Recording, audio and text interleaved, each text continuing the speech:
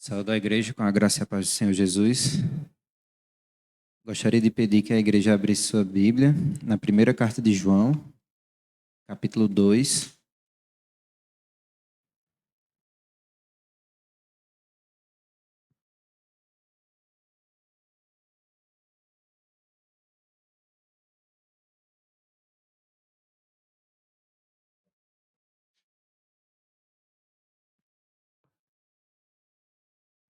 Primeira carta de João, capítulo 2. Nós vamos ler a partir do verso 28, que diz assim: E agora, filhinhos, permaneçam nele, para que, quando ele se manifestar, tenhamos confiança e não sejamos envergonhados, tendo de nos afastar dele no dia da sua vinda. Se sabem que ele é justo, reconheçam também que todo aquele que pratica a justiça é nascido de Deus. Vejam que grande amor o Pai nos tem concedido, a ponto de sermos chamados filhos de Deus. E, de fato, somos filhos de Deus. Por essa razão, o mundo não nos conhece, porque não o conheceu. Amados, agora somos filhos de Deus, mas ainda não se manifestou o que haveremos de ser. Sabemos que, quando ele se manifestar, seremos semelhantes a ele, porque haveremos de vê-lo como ele é. E todo o que tem essa esperança nele purifica a si mesmo, assim como ele é puro. Todo aquele que pratica o pecado também transgride a lei, porque o pecado é a transgressão da lei. E vocês sabem que ele se manifestou para tirar os pecados, e nele não existe pecado. Todo aquele que permanece nele não vive pecando. Todo aquele que vive pecando não viu nem o conheceu. Amém. Vamos orar? Pai, nós te agradecemos, ó Deus, pela tua misericórdia e graça sobre nós. Te agradecemos por tua palavra, que é viva e eficaz, que fala, Senhor, aos nossos corações e que é poderosa, Senhor, para nos transformar, para nos corrigir, para nos instruir na justiça e nos guiar em toda boa obra. Então, Senhor, nós te pedimos, ó Deus, que o Senhor, através do teu Espírito Santo, fale aos nossos corações nesta noite. Não permita, Senhor, que possamos nos distrair, ficar, Senhor, desatentos com qualquer outra coisa, Senhor, que possa passar pela nossa mente o que esteja acontecendo conosco. Mas que a nossa mente esteja cativa a Ti, em atenção, em obediência, Senhor, para a Tua palavra. Em nome de Jesus. Amém. A primeira carta de João é muito conhecida de todos nós, ou pelo menos da maioria. E talvez um dos temas centrais nesta carta seja a segurança. Mais precisamente, a segurança de que somos filhos de Deus. João tem como um de seus objetivos principais na carta assegurar aos seus leitores que eles são filhos de Deus. E para isso, o apóstolo oferece diversas maneiras pelas quais os seus leitores podem verificar se de fato estão em Deus, se de fato são filhos de Deus. João, inclusive, ele é muito didático em sua carta, pois ele traz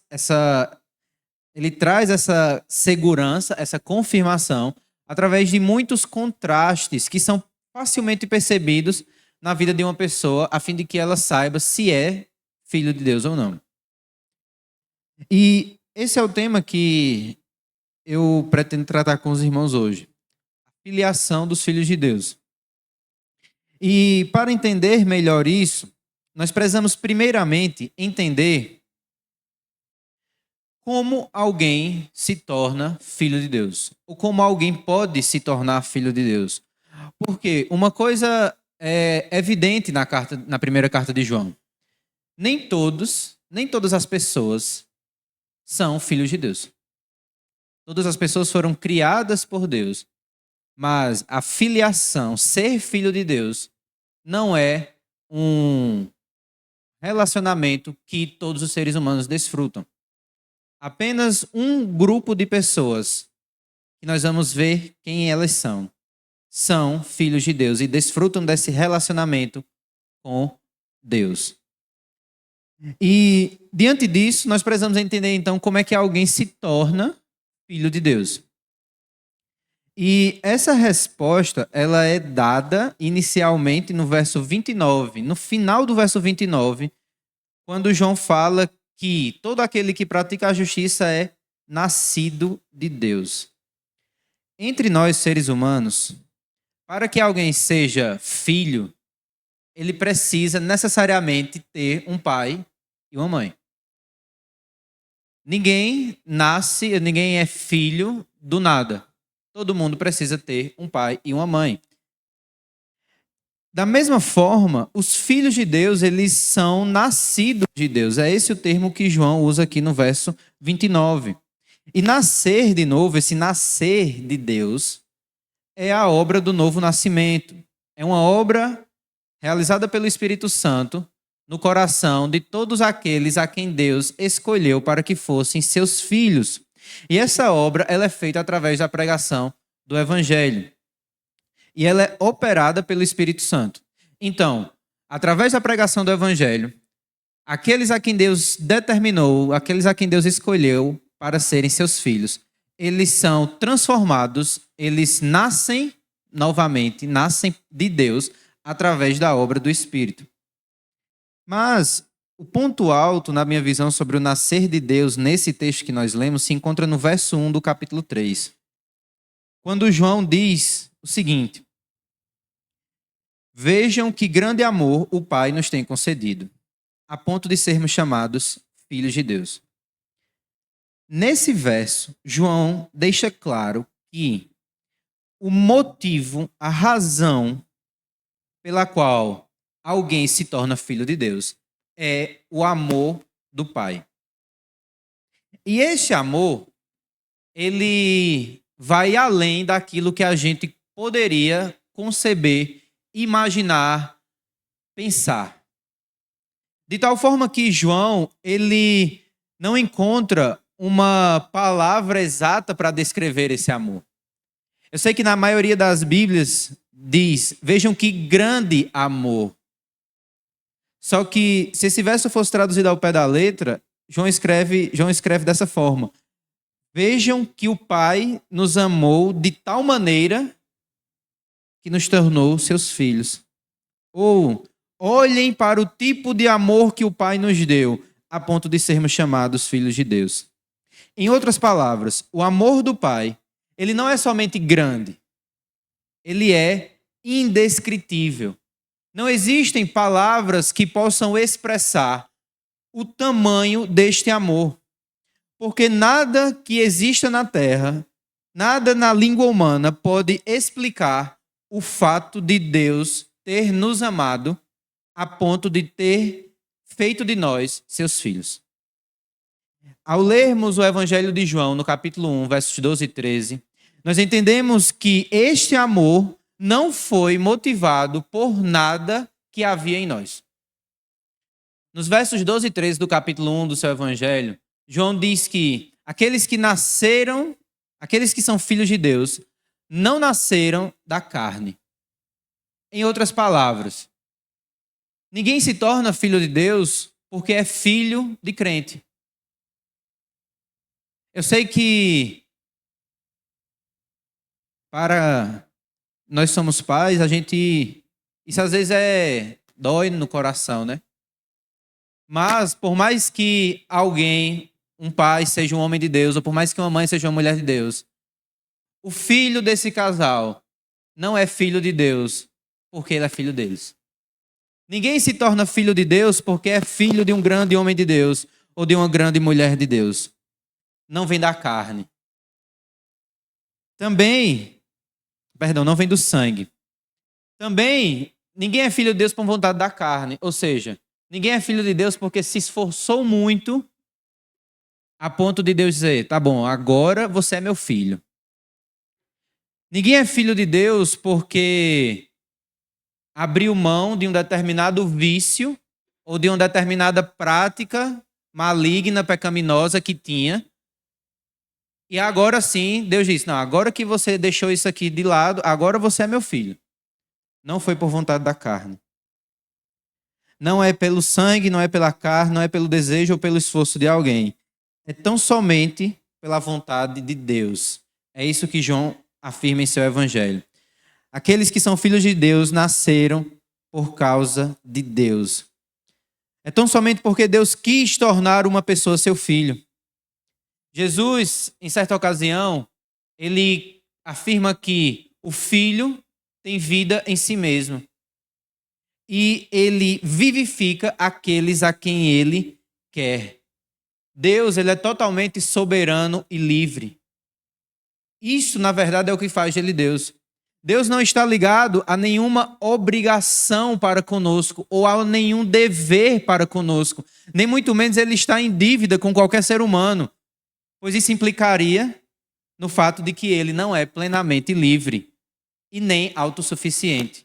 Se ele dependesse de alguma coisa, ele não seria Deus. Se ele estivesse amarrado a alguém com algum compromisso, ele não seria Deus. Somente ele é soberano. Somente ele é livre em todas as suas ações. Ele faz tudo o que faz por causa da sua livre vontade. Ele não deve a ninguém a sua existência. Ele é autossuficiente, ele é Deus. E no fato de que ele, mesmo sendo livre,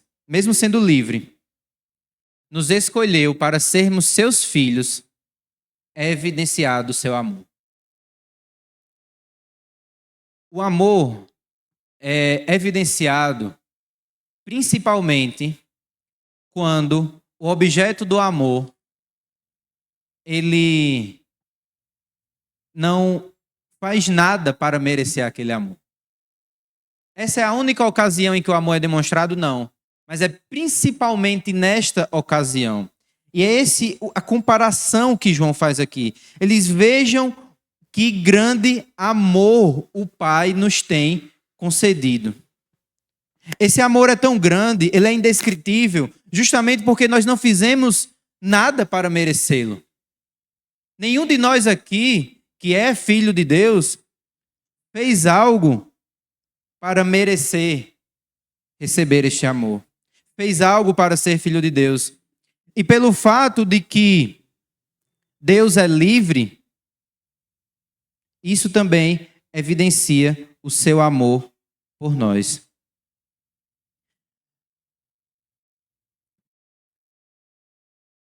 E João, ele fala desse amor dessa maneira. E é interessante perceber que João, tanto no seu evangelho como na sua carta, ele faz uma distinção entre o Filho unigênito de Deus, Jesus Cristo, e nós, filhos de Deus. E ele faz essa distinção de tal forma que ele até usa palavras diferentes. Embora no português a palavra seja igual, filho, na língua grega, João utiliza duas palavras diferentes para se referir ao fato de que nós somos filhos de Deus. E por que isso acontece? Embora existam alguns contextos nos quais as duas palavras tenham o mesmo significado, o objetivo de João em usar duas palavras diferentes é mostrar que existe uma distinção entre a filiação de Jesus e a nossa filiação.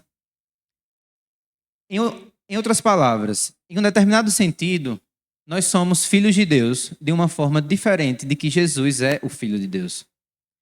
Cristo, ele é o Filho de Deus em um sentido metafísico e único. Diferentemente de nós, que somos seres humanos, nós temos a natureza humana. Cristo tem a natureza humana, mas ele eternamente também tem a natureza divina.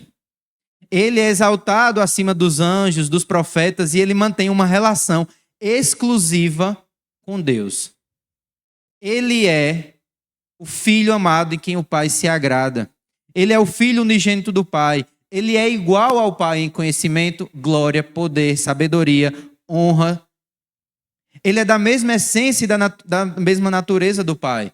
Nós não. Nós somos feitos filhos de Deus por meio da adoção. Nós somos adotados filhos de Deus. Mas ele é filho de Deus por natureza, por toda a eternidade. Antes que houvesse todas as coisas, ele era filho de Deus em plena harmonia e comunhão com o Pai. Nós desfrutamos desta relação de filiação com o Pai por meio da adoção. Mas Cristo tem esta relação pelo parentesco original. Então, em um certo sentido, sim, Cristo é filho de uma maneira diferente de nós. Porém, ao mesmo tempo em que somos diferentes, em outra maneira, nós também fomos feitos filhos da mesma forma que o Senhor Jesus. E para entender isso, vamos abrir em Romanos capítulo 8, verso 15.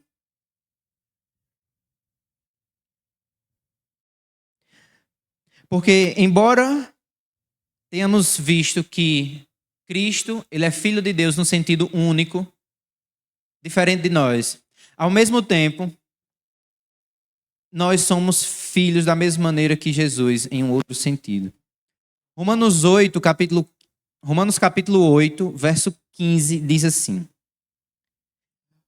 porque vocês não receberam um espírito de escravidão, para viverem atemorizados outra vez.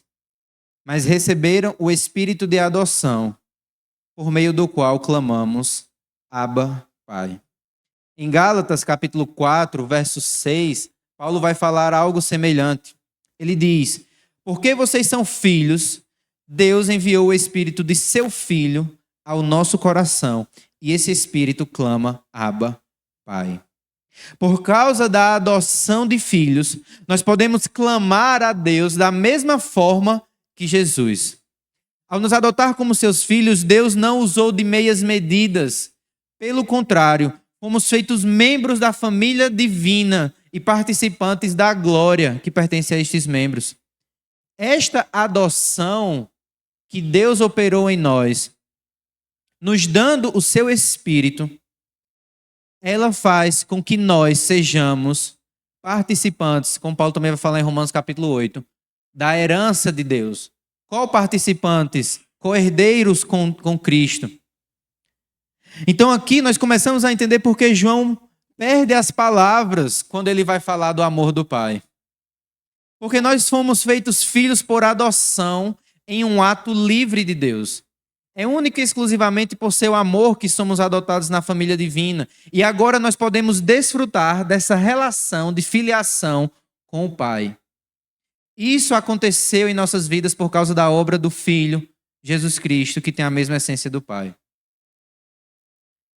Mas para que possamos entender a dimensão deste amor, a dimensão do amor do Pai por nós, a Bíblia vai nos dizer que o Pai, ele nos amou a tal ponto que ele entregou, ele deu, ele sacrificou o seu único filho, que tem a plenitude de natureza, que estava desde a eternidade em comunhão plena e perfeita com ele. Ele sacrificou o seu filho na cruz para que fôssemos feitos seus filhos por adoção. Esta obra de adoção só é possível, como Paulo vai falar em Gálatas 4, versos 4 e 5. Porque um dia, o Filho de Deus, Filho unigênito do Pai, nasceu de mulher, nasceu sob a lei, para nos resgatar, para que recebêssemos esta adoção. Então, quando nós escutamos esta expressão, filhos de Deus, como já foi falado essa noite, nós louvamos ao Pai, nós engrandecemos ao Pai, nós louvamos a esse Deus trino, pois ouvir o Pai nos chamar de filhos, isso carrega um peso de amor que nós não conseguimos nem descrever. Ao ouvir Deus nos chamar filhos, esta expressão, esta palavra, filhos, é carregada de um amor que vai além da nossa compreensão. Mas se somos feitos filhos, significa que Deus é o nosso Pai. E isto merece de nós total atenção e honra. Nós não podemos jamais esquecer que temos um Pai nos céus, que conhece todas as nossas necessidades, que sabe daquilo que precisamos, que sabe aquilo que tem nos incomodado, que conhece as nossas necessidades. Nós precisamos relembrar isto ao nosso coração diariamente, principalmente quando nós vamos nos achegar a Ele em oração, como o presbítero Neto falou há poucos minutos. Quando nós formos orar, nós precisamos ter em mente isso. Ele é o nosso Pai. Nós não estamos falando com um juiz arrogante, prepotente, que é indiferente a nós. Nós não estamos falando com um desconhecido, que a gente precisa tentar agendar um horário 40 dias antes. Nós não estamos falando com alguém que não conhece o nosso dia a dia. Nós não estamos falando com um estranho. Nós estamos falando com o Pai, o nosso Pai.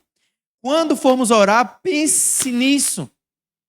Pense, você não está falando com um governador, com um presidente, com autoridade, um tirano que não está nem aí para você. Você está falando com seu Pai. É isso que Jesus nos ensinou na oração do Pai Nosso. Como é que a oração do Pai Nosso começa? Pai Nosso. Lembre-se disso. Toda vez que você for orar, você está falando com seu Pai. Lembre-se que nesse momento, você está falando com alguém que sabe quem é você. Ele sabe quem é você.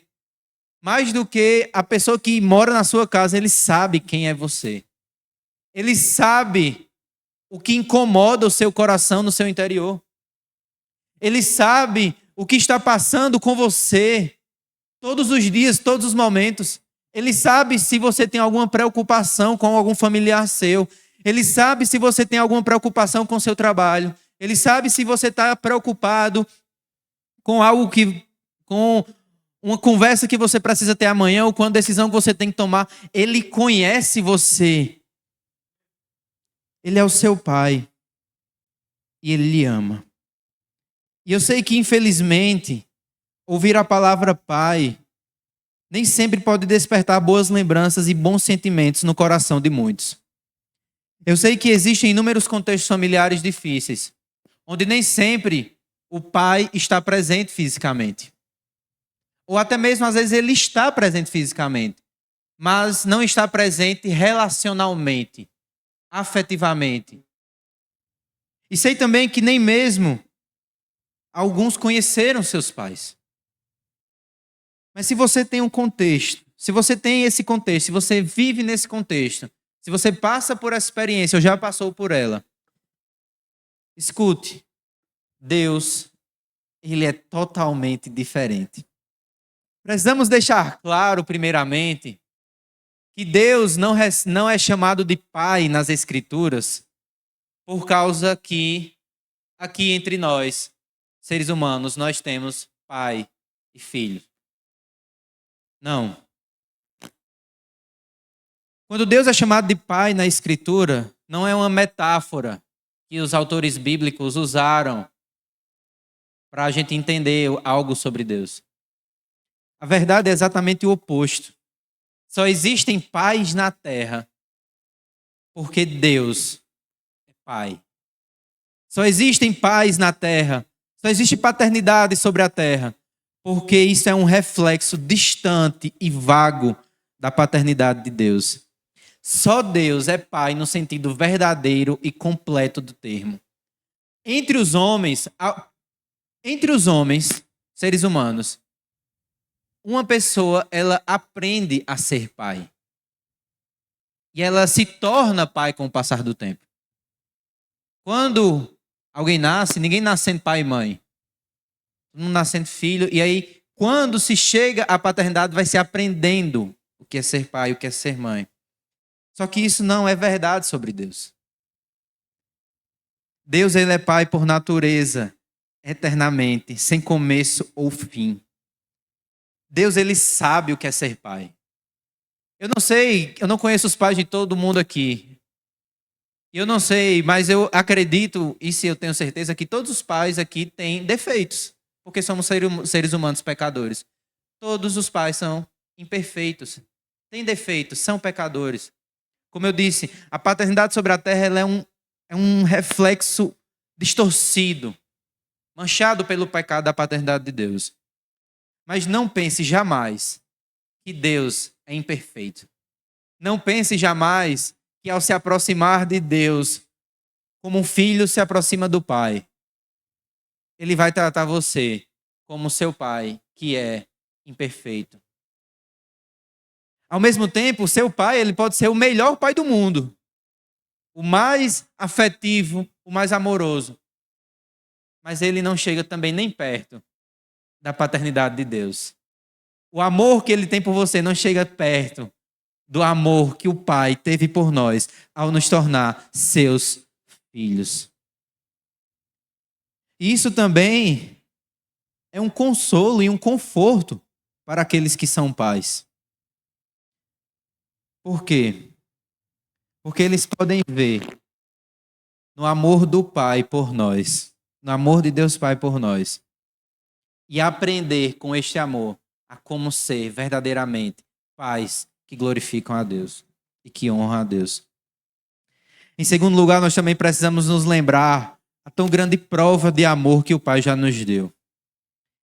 Em Romanos 8,32, Paulo escreve: se Deus não poupou o seu próprio Filho, o Filho unigênito do Pai, antes, por todos nós o entregou, porventura, não nos dará graciosamente com ele todas as coisas? Embora sejamos oprimidos por diversas coisas e recebamos notícias desanimadoras todos os dias, nós devemos nos lembrar que somos filhos de Deus e que temos um Pai nos céus que nos ama e que cuida de nós. E o seu amor não nos foi dado por medida, não nos foi dado em partes, não nos foi dado de todo jeito. Ele nos amou plenamente, completamente, a tal ponto que ele entregou o seu Filho por nós.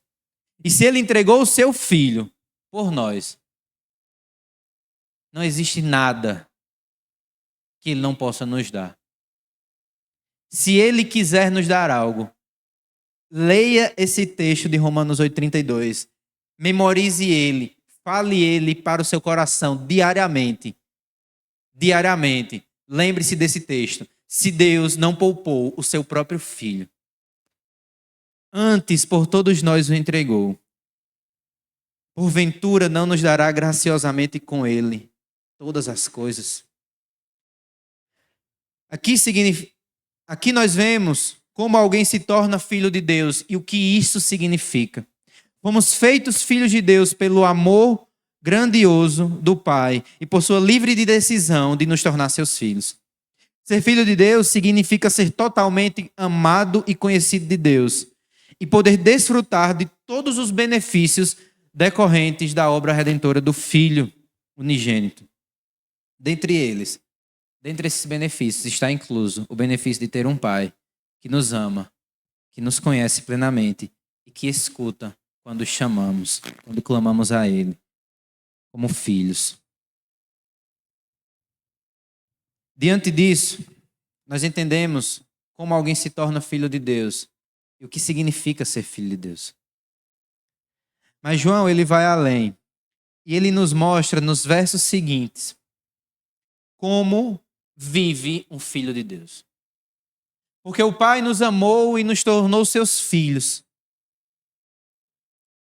E uma vez que entendemos que agora somos filhos de Deus, nós precisamos entender também como um filho de Deus deve viver. E é importante saber isso, tanto para saber a maneira correta de se viver, uma vez que fomos feitos filhos, como também para se autoexaminar. Lembrem-se, no início eu falei que um dos temas centrais na primeira carta de João é a segurança. João escreve para que seus leitores tenham esta segurança de que são filhos de Deus. E os versos 2 a 6, eles vão nos mostrar que modo de vida um filho de Deus deve ter. E esse modo de vida, ele é descrito de duas formas.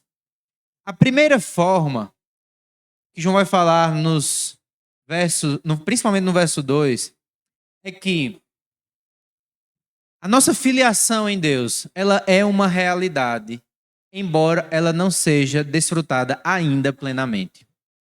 No verso 2, João diz: Amados, agora somos filhos de Deus.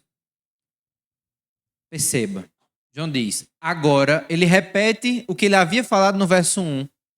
Ele diz, somos filhos de Deus, agora somos filhos de Deus.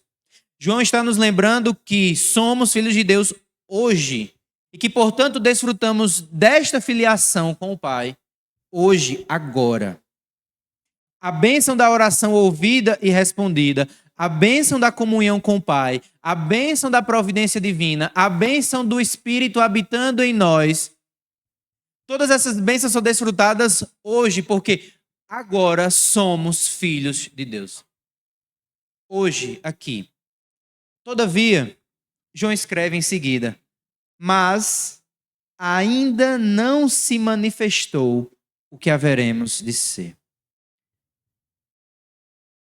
Em outras palavras, João está dizendo que os crentes já são filhos de Deus. Já são. Eles não irão se tornar, eles não estão se tornando, eles já são. A partir do momento que o Espírito Santo opera o novo nascimento no coração de uma pessoa, esta pessoa se tornou filho de Deus. Ponto. Mas ainda não foi manifesto tudo aquilo que estes filhos serão. Só que, João diz, ainda não foi manifesto o que nós haveremos de ser. Mas nós sabemos de uma coisa. Quando ele se manifestar, e aqui João está falando do filho, quando o filho se manifestar, seremos semelhantes a ele, porque haveremos de vê-lo como ele é. Em outras palavras, João está dizendo, ainda não se manifestou. Algumas traduções dizem, ainda não foi revelado o que haveremos de ser. Mas uma coisa nós sabemos, que quando o Filho unigênito se revelar por manifesto, na sua segunda vinda, nós seremos como ele é. E talvez um dos textos que fale muito sobre isso é 1 Coríntios 15, onde Paulo vai discorrer sobre a realidade e a veracidade da ressurreição de Cristo e, com base nisso, mostrar que todos os que foram feitos filhos de Deus por meio da adoção receberão um corpo glorificado. Em 1 Coríntios 15, Paulo escreve que, no momento, num abrir e fechar de olhos, ao ressoar da última trombeta, a trombeta soará. Os mortos ressuscitarão incorruptíveis e nós seremos transformados. Porque é necessário que este corpo corruptível se revista da incorruptibilidade e que o corpo mortal se revista da imortalidade. E quando este corpo corruptível se revestir daquilo que é incorruptível, e o que é mortal se revestir daquilo que é imortal, então se cumprirá a palavra que está escrita: tragada foi a morte pela vitória. É isso que os filhos de Deus haverão de ser quando Cristo, o Filho unigênito do Pai, se manifestar em glória. Isso é o que significa seremos como Ele é. Nós também receberemos um corpo glorificado, que não terá mais nenhum resquício de corrupção, nenhum resquício de pecado, nenhuma mácula, nenhum defeito, nenhuma iniquidade. É isso o que nós haveremos de ser. Nós seremos transformados. Como Paulo afirma em Filipenses 3, o Senhor Jesus Cristo transformará o nosso corpo de humilhação que nós temos agora para sermos iguais ao corpo da sua glória. Isso é a certeza que João diz aqui. João diz, ainda não se manifestou aquilo que haveremos de ser. Mas uma coisa nós sabemos, quando ele se manifestar, nós seremos transformados. Nós seremos como ele é. Tudo aquilo que em nós ainda desagrada ao Pai, será retirado de nós. tudo aquilo que habita em nós, filhos de Deus, que desagrada o nosso Pai que nos amou. Todo pecado que ainda há em nós, por causa que ainda há em nós a natureza pecaminosa, todo pecado que ainda há em nós será retirado de nós neste dia, neste momento. Será expurgado do nosso corpo. Na verdade, o nosso próprio corpo corrompido, pecador, será transformado num corpo de glória, num corpo glorificado. E João diz que nós sabemos que isso acontecerá. Em outras palavras, ele está dizendo, nós temos certeza disso. Nós conhecemos isso. Por que nós conhecemos? Porque agora somos filhos de Deus. Se somos filhos de Deus, o Espírito Santo nos foi dado e nos revelou isto. Mas isso ainda não está claro ao mundo. Esse é o ponto de João. Ainda não está claro ao mundo aquilo que haveremos de ser. O mundo ainda olha para nós e nos enxerga como pessoas pecadoras, porque nós pecamos. Todos nós ainda pecamos. Somos filhos de Deus. Mas ainda não se manifestou o que haveremos de ser. Mas quando Cristo vier, todos verão o corpo glorificado que teremos. Como Débora afirma no seu cântico em Juízes capítulo 5, os que amam ao Senhor brilham como o sol quando se levanta no seu resplendor. Assim como é impossível não enxergar o sol nascer, quando ele brilha, quando ele rompe o céu, trazendo luz e iluminando a todos. Será impossível não perceber, não ver a glória de Cristo quando ele vier nos buscar. E o ponto é, vocês creem nisso? Vocês creem que um dia, quando Cristo vier nas nuvens, nosso corpo será glorificado, será transformado? Vocês creem que passarão por isso? Se sim, então todos nós temos uma tarefa: nos purificar de todo pecado. Olha o que João diz no verso 3. Todo aquele que tem essa esperança nele purifica a si mesmo, assim como ele é puro. João está mostrando aqui um padrão que se encontra em toda a Escritura. A esperança em Deus para o futuro molda e direciona todos os passos e ações dos filhos de Deus hoje, no presente. Nas palavras do pastor John Piper, isso quer dizer que a vida cristã é vivida pela fé na graça futura. A fé, a certeza, a convicção de que a graça de Deus será derramada sobre nós no futuro e nos transformará e nos dará um corpo glorificado semelhante ao corpo do Filho. Esta esperança, esta fé, esta convicção nos molda, nos direciona em todas as ações que tomamos hoje. Como Paulo escreve em 2 Coríntios capítulo 7, verso 1, tendo tais promessas, purifiquemo-nos de toda impureza, tanto da carne como do espírito, aperfeiçoando a nossa santidade no temor de Deus. A certeza dos eventos do fim, a certeza da esperança que nós temos, é o catalisador para uma vida santa aqui e agora. E João diz que o padrão de santidade é o próprio Cristo, porque ele diz, assim como ele é puro.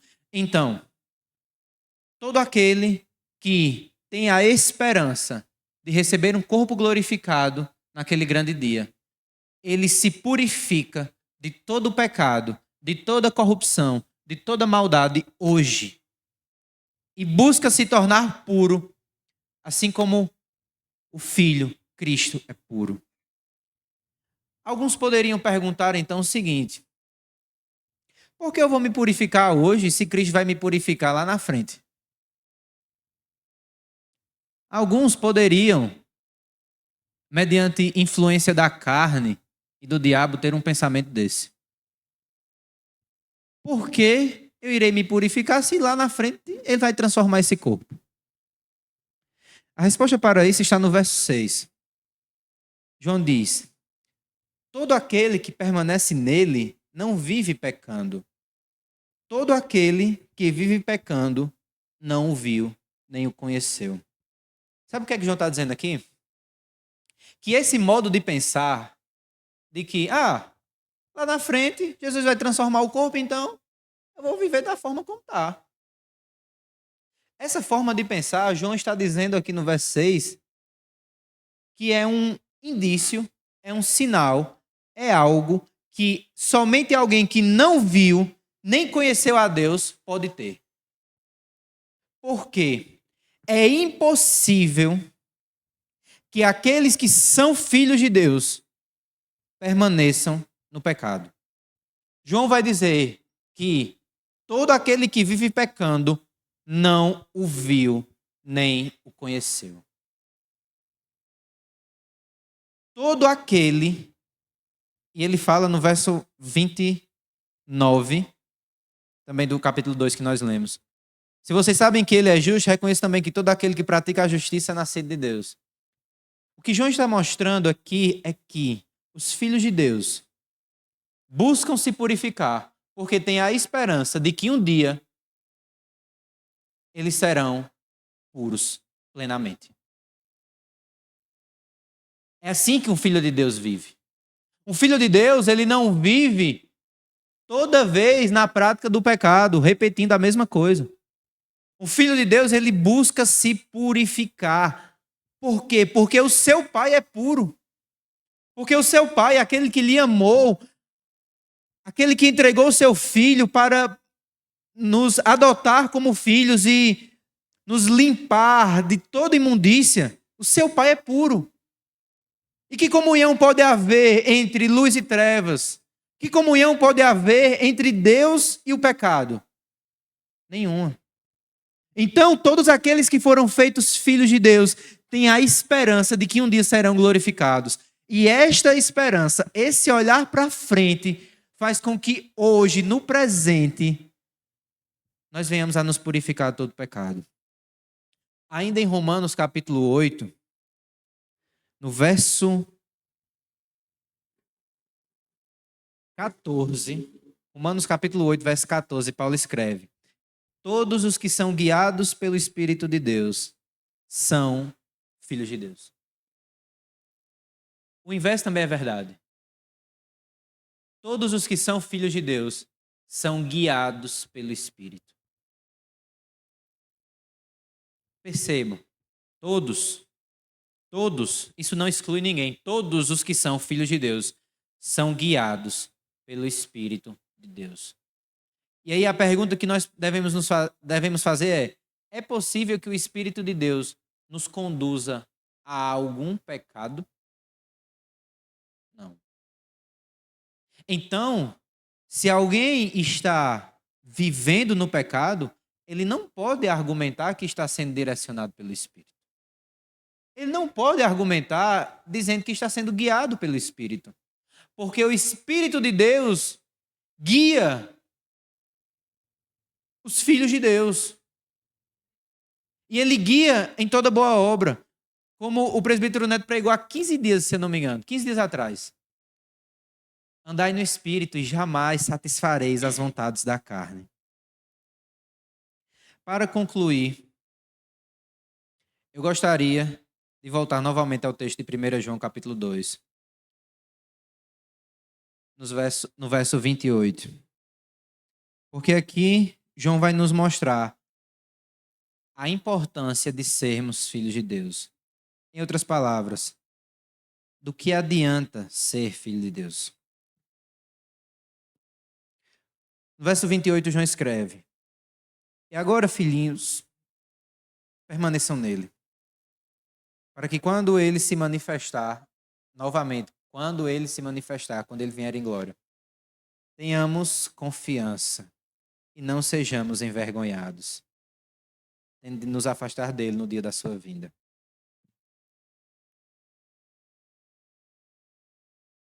O que isso tem a ver com a importância de ser filho de Deus?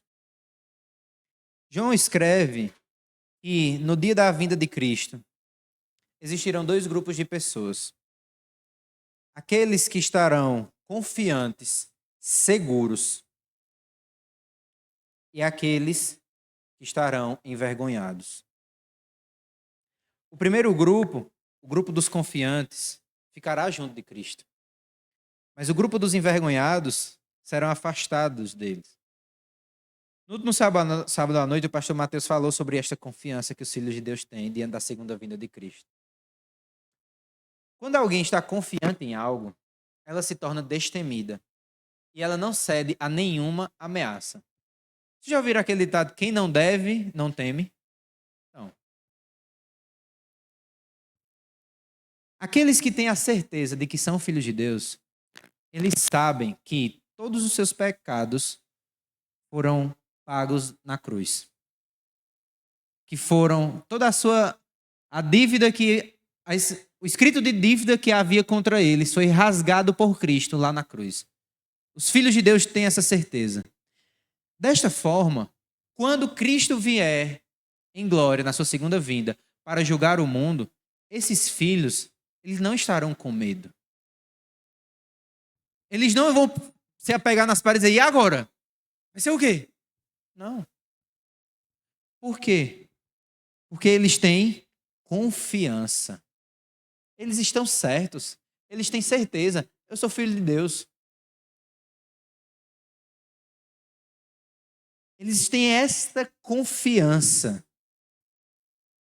E uma vez o próprio Jesus falou sobre esta segurança. Em João 5,24 ele diz, aqueles que ouvem a minha palavra e creem naquele que me enviou, têm a vida eterna. Não serão condenados, mas passaram da morte para a vida. Cristo diz que aqueles que creem nele, que ouvem a sua palavra e creem nele, nós sabemos quem são esses. Aqueles que ouvem sua palavra e creem são os filhos de Deus. Porque nós vimos no início que alguém só é feito filho de Deus mediante a ação do Espírito que ocorre através da pregação do Evangelho. Então, aqueles que são filhos de Deus têm a vida eterna. Não serão condenados, mas passarão da morte para a vida. Portanto, aqueles que são filhos de Deus têm esta segurança. Quando o juízo vier, eles não serão condenados. Eles serão salvos. Na verdade, Jesus diz que eles já têm a vida eterna. Eles têm essa segurança no dia do juízo. Eles têm essa segurança, porque eles foram feitos filhos. E o sacrifício do Filho unigênito do Pai comprou eles para Deus e pagou por todo o escrito de dívida que eles tinham. Todos os pecados deles foram perdoados e agora eles podem passar pelo juízo com confiança. Eles não têm nenhum pecado que não foi perdoado. Eles não vão ser pegos de surpresa, dizendo, por alguém que diga, e se Jesus viesse hoje? O Filho de Deus não responde. Eita, o Filho de Deus não responde isso. O Filho de Deus responde o quê? Tomara que ele viesse hoje. Eu espero que... Podia vir daqui a pouco. O Filho de Deus diz isso. Por quê? Porque ele tem esta segurança de que quando ele vier, ele não será envergonhado. Ele não será afastado do Pai. Mas ele entrará no descanso do Pai por toda a eternidade. E João também fala de permanecer em Cristo. Ele diz, permaneçam nele. Esse permanecer nele, ele implica também aquele purificar-se de todo pecado, que a gente já viu. Mas esse permanecer nele inclui não apenas essa obediência, mas vai além. Jesus diz que aquele que permanece nele, Jesus também permanece na pessoa. Jesus diz, aquele que permanece em mim, eu permanecerei nele. Aquele que está em Cristo, Cristo está nele. Permanecer em Cristo, portanto, significa desfrutar da bênção da nova aliança, quando Deus prometeu que poria o seu Espírito dentro de nós. Uma pessoa que permanece em Jesus desfruta desta habitação divina e é capaz de reconhecer a voz de Deus o chamando de filho. Percebam, aqueles que são filhos de Deus, eles foram amados, eles foram adotados como os filhos. Mas diferentemente do contexto pai e filho entre seres humanos, porque o contexto pai, filho, seres humanos, O pai está num canto e o filho está no outro. O pai pode estar lá em João Pessoa e o filho está aqui. E ele continua sendo pai dele. Quando eu era mais novo, eu estava. Você pode se casar, pode ter 50 anos. Eu vou continuar sendo sua mãe, seu pai. Não é? Só que o pai não está dentro do filho. Ele não sabe o que é que o filho pensa. Ele pode conhecer o filho muito bem, a tal ponto de, mediante o jeito do filho, fechar uma porta, ele já sabe, alguma coisa aconteceu. Ele pode conhecer a tal ponto dessa forma. Mas ele não sabe o que é que o filho pensa. Mas Cristo diz que aqueles que permanecem nele, os filhos de Deus, os filhos do Pai, têm dentro deles o Filho, o Pai, o Filho e o Espírito Santo, o próprio Deus Trino habitando dentro dele. Toda vez que nós vamos cear, o texto que nós comumente lemos lá do 1 Coríntios, Jesus fala, na parte do cálice, este é o cálice da nova e eterna aliança. Esse é o sangue da nova e eterna aliança que será derramado por vós para a remissão dos vossos pecados. Quando vocês pensarem nessa nova e eterna aliança, inclui esse permanecer de Deus em nós. Porque na promessa da nova aliança, Deus ele prometeu que ele colocaria o seu Espírito dentro de nós.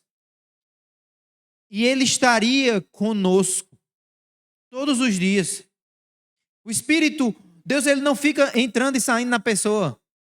A pessoa, o Espírito operou um novo nascimento. A pessoa foi convertida. Ela nasceu de Deus. Agora o Espírito está lá. No outro dia a pessoa pecou, brigou com alguém no trabalho, com alguém dentro de casa. Aí o Espírito saiu. Não. Jesus disse que permanece nele. Jesus disse que permanece nele. Ele disse que faz morada nos filhos de Deus. E esta permanência dentro de nós é o que nos dá essa segurança. É o que nos dá a convicção de que, quando ele vier, não seremos condenados. Lembre-se, o Filho de Deus nos garantiu que, se somos filhos de Deus, o próprio Deus escuta as nossas orações e que ele habita em nós. A sua habitação em nós molda a nossa vontade de acordo com a vontade dele, de tal forma que tudo aquilo que nós pedirmos a ele em oração, como foi falado essa noite, nos será dado. Pois se ele permanece em nós, aquilo que pedimos a ele é tão somente aquilo que ele deseja para nós. Quando o juízo vier, os filhos de Deus estarão confiantes, pois sabem que não serão condenados. E aqui reside a importância de ser filho de Deus. Então, se há alguém aqui essa noite que ainda não tem convicção se é filho de Deus, se arrependa e busque a Deus. Ou se alguém sabe, não, eu não sou filho de Deus. Eu ainda não sou. Se arrependa e busque ter comunhão com esse Pai. Escute a voz do Espírito. Porque naquele dia, naquele grande dia, a única coisa que pode lhe trazer segurança é se você for filho de Deus. Nada mais vai trazer segurança para você se você não for filho de Deus. Você pode ser a pessoa mais rica de Campina Grande. Não vai adiantar. Você pode ter 25 casas espalhadas na cidade, mais 30 terrenos. Não vai adiantar. Você pode ser filho de alguém que é muito crente. Seu pai ou sua mãe não vai lhe salvar. Você pode ter tido o melhor professor que teve, que tinha aqui na região. Aprendeu a palavra de Deus com ele ou com ela. Não vai adiantar. Ele não vai lhe salvar. A única coisa que pode trazer segurança no dia do juízo é o fato de ser filho de Deus. Então devemos, se ainda há alguém que não é filho, se arrependa. E se você já é filho, saiba que, embora ainda não tenha sido manifestado o que você haverá de ser, quando ele vier, você será igual a ele. será semelhante a Ele. E todo pecado que incomoda você hoje, que lhe faz sofrer, que lhe faz padecer, será retirado e seu corpo será glorificado. Porque o Pai nos amou de tal maneira que nos chamou, nos tornou filhos seus. Amém? Vamos orar. Bendito Pai, nós te louvamos pelo teu grande amor. Pelo amor que nós não podemos conceber, pelo amor que nós não podemos compreender. Nós não temos, ó Pai, como retribuir a Ti. Nós não temos como conquistar esse Teu amor. Mas nós te louvamos porque o Senhor quis nos dar o Teu amor. Nós te louvamos porque o Senhor quis se revelar a nós. Porque o Senhor quis nos dar vida. Porque o Senhor quis nos vivificar. Porque o Senhor quis nos salvar. Nós te louvamos porque o Senhor nos amou. E o Senhor nos fez teus filhos. Que a esperança que um dia seremos transformados, seremos glorificados, venha nos purificar hoje. Que jamais possamos esquecer da Tua palavra. Que jamais possamos nos afastar dela. Fortalece, ó Santo Espírito, o nosso espírito e o nosso corpo para que não venhamos pecar contra Ti. Nos guia em toda verdade. Nos guia em toda boa obra. Completa a obra que Tu já iniciaste em nossos corações, em nossas vidas. A obra que foi garantida pelo sacrifício do nosso Senhor Jesus Cristo. Ó Senhor, nós te louvamos pelo Teu amor e te pedimos, fortalece a nossa fé. Fortalece a nossa fé em Ti. Em nome de Jesus. Amém.